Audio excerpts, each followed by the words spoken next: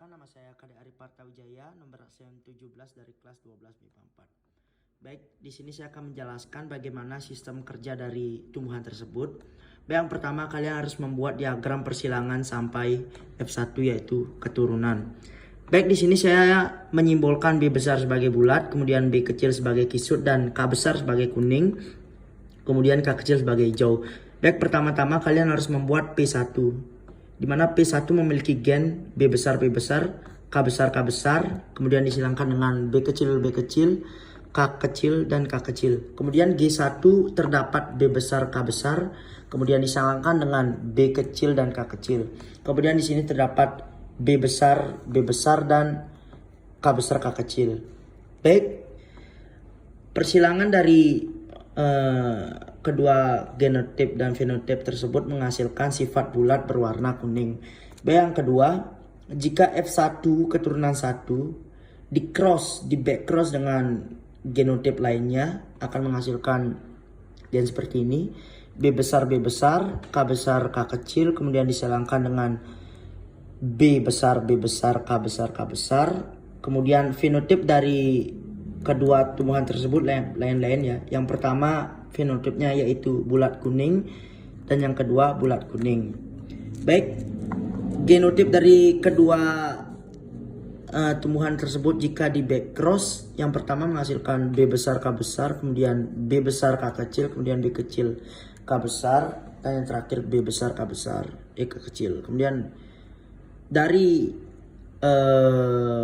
gen tersebut disilangkan dengan B besar, K besar. Kemudian fenotip 2-nya menghasilkan B besar, K besar, dan B besar, B kecil, K besar, dan B besar, B kecil, K besar, K kecil. Kemudian rasio dari genotip tersebut adalah 1:1. Dan rasio fenotip tersebut adalah 100% yaitu bulat kuning.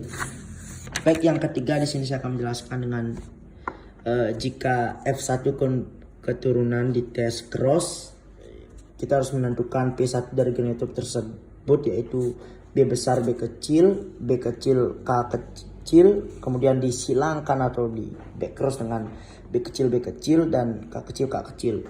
Fenotip dari kedua tumbuhan tersebut ada bulat kuning dan bulat kuning. Kemudian kita harus menentukan G1 yaitu genotipnya.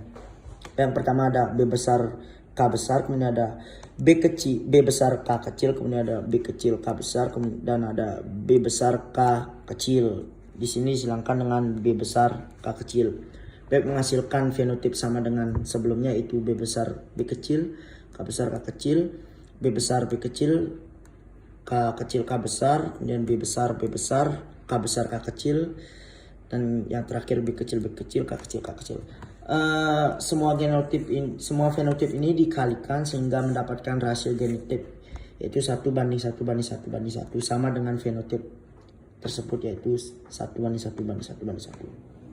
Baik, yang keempat, jika disilangkan dengan F1 kita harus menentukan B genotip sesuai dengan yang sudah kita buat sebelumnya yaitu B besar, B kecil, K besar, K kecil, disilangkan dengan B besar, B kecil, K besar, K kecil. Kemudian mendapatkan genotip kedua yang dimana terdapat sebuah gen yang lain yaitu B besar, K kecil, B besar, K kecil, B kecil, K besar, B kecil, K besar, disilangkan dengan silangan dari F pertama tersebut yang dimana kita sudah dapatkan yaitu B besar, K besar, B besar, K kecil, B kecil, K besar, dan B kecil, K kecil. Kemudian kita kan sudah membuat tabel yang dimana tabel tersebut dibuat sesuai dengan analisis yang sudah kita buat. Yang pertama, dan di sini kita mendapatkan seperti ini ya.